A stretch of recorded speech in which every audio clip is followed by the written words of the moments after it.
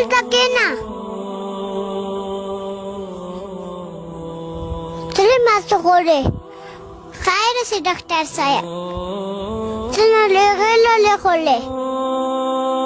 ډاکټر صاحب ډېره غمجنه پریشانه یم. ډاکټر صاحب داسې درمل راکړه چې غمونه مې لرې کړي او زړه ته مې سکون راکړي. ډېر ښه.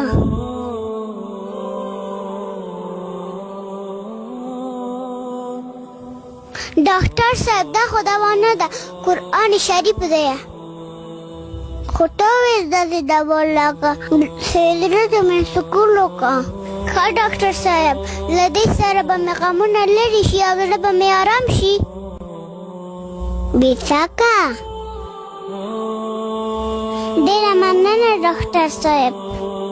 سلام کوم د دې ماشومان والدینو ته چې داسې تربیت د خپل بچو داسې تربیت په ماشوموالي کې چې داسې قرآن مجید یو ډېر ښکلی او یو ډېر شارټ میسج چې دی نو هغه یې خلکو ته ورکړی دی. ګورئ موږ خپلو ماشومانو ته څه ورکوو، کم تربیت ورکوو. چې موږ ماشومان په څه طریقه باندې ماشومان د ټول ناول زموږ څه څیز راخلي، قرآن مجید راخلي که موبایل راخلي. ماشومان وي د ټول ناول هغه ته موږ موبایل په لاس کې ورکوو. هغه یو امام صاحب غالبا امام ابو حنیفه رحمه الله ته یو کس چې دی نو هغه راغی که غلطي که منو نوم رانه په دې ټایم کې ذهن نه وتی دی. هغه ته یو کس راغی یو سړي چې دی نو هغه قسم خوړلی و چې کله زما لور ودېده که نه نو زه به هغې ته د دنیا چې څومره څیزونه دي که نه دا به ورته ټول په جهیز کې ورکوم او که دا مې ورته په جهیز کې ور نه کړو نو په ما باندې به ښځه په 3 کاڼو باندې طلاق یې. دا قسم یې وخوړ چې دا قسم یې وخوړ څه زمانه پس چې کوم دی نو هغه د لور چې دی نو هغه نکاح جوړ شو، واده جوړ شو. دی خو په خپل قسم کې چې دی نو هغه عاجزه شو چې اوس په چې کوم دی نو زه د دنیا هر قسمه څیز به دې له څنګه ورکوم، دا خو ناممکنه ده. نو په یو عالم پسې ځي، په بل عالم پسې ځي، په یو ته سوال کوي بل ته سوال کوي چې یاره څه چل وکړم اوس. نو علماء کرام چې کوم دي هغه ورته فتوا ورکوي چې ګوره ستا ښځه چې کوم دی هغه په تا باندې طلاقېږي، ځکه چې دلته چې کوم دی تا شرط لګولی دی که دغه شرط یې پوره کړو ښځه به دې بچ شي او که شرط یې پوره نه کړو نو ښځه دې نه بچ کېږي، ښځه به در باندې طلاقېږي. نو چا ورته امام صاحب چې دی نو هغه وښو نو چې د هغه خواله کله لاړو نو هغه ته یې دا خبره وکړه نو ورته ویې ګوره چې ستا لور کله ودېږي که نه نو ته د قرآن مجید راواخله او هغې ته چې دی نو هغه په جولۍ کې ورکړه. په جولۍ کې ورته قرآن مجید کېږده. دا داسې دی لکه د قرآن مجید په وجه باندې چې تا دې ته د دنیا هر یو څیز چې دی نو هغه ورکوم. که لون چیز دی که وچ چیز دی که هر یو څیز چې کوم دی که نه هر نعمت د دنیا چې کوم دی هغه تا ته چې دی نو هغه تا دې له ورکړو د قرآن مجید په ذریعه. ځکه په قرآن مجید کې هر یو نعمت او هر یو څیز چې کوم دی نو هغه ذکر دی. نو خپلو بچو له داسې تربیت ورکړئ، صحیح ده. صرف په دنیوي اسبابو باندې د هغوی ذهن مه جوړوئ چې یاره که ته چې دی نو هغه تعلیم ور نه کړو چې ته به ډاکټر جوړ نه شي او تا ته به رزق نه میلاویږي او هغه او دغه پوه شوې.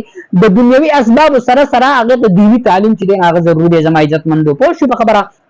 لوی بزرګ په باره کې راځي چې هغه چې کوم دی نو هغه خپله واقعه بیانوي چې کله زه ماشوم وم که نه زما والدینو زما داسې تربیت کړی چې کله به زه سکول ته لاړم یا به مدرسې ته لاړم او چې رابلمه مور ته به مې وویل چې مورې ماله روټۍ، نو مور به ماته وایي چې بچیا دا روټۍ خو زه نه ورکوم دا خو الله ورکوي. ته لاړ شه 2 رکعته چې دی نو هغه نفل وکړه د هغې نه وروستو د الله نه وغواړه الله به تاله درکړي. نو چې کله به دی راغی 2 رکعته نفل به یې وکړو او مور به یې ورته پټه روټۍ چې کوم دی نو هغه راوړه او د جانماز شاته به یې ورته کېښودله او بیا به ترې لاړه.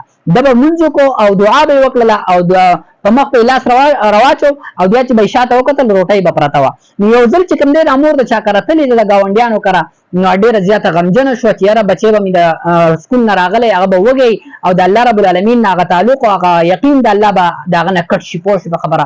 نو دا سوچ غور فکر و ورسره نو چې دی په خپل طریقه باندې د سکول نه راغلی دی دا ماشوم. پوه شي په خبره. او د چې دی نو هغه مور نشته دی په کور کې ډېر نور کله زه چې کوم کار کوم هغه به اوس هم وکړم. د 2 رکعته لمونځ یې کړی دی الله نه یې غوښتلې ده. الله رب العالمین ورته روټۍ چې کوم دی هغه راوړې ده او چې دی نو دته یې ښودلې ده فرشتو په ذریعه باندې وغیره. پوه شوې. مور چې راغلی دی نو دی خپلې مور ته وایي مورې وایي نن چې کومه روټۍ وکړه نه خو د هغه نورې نه څو چنده چې دی نو هغه سیوا وه. مور ته پته ولګېده چې د بچي تعلق مې په الله رب العالمین سره مضبوط شو، د الله رب العالمین باندې یقین د خاص شو. صحیح ده. نو خپلو بچو له داسې تربیت ورکړئ، داسې تعلیم ورکړئ. السلام علیکم ورحمة الله وبرکاته.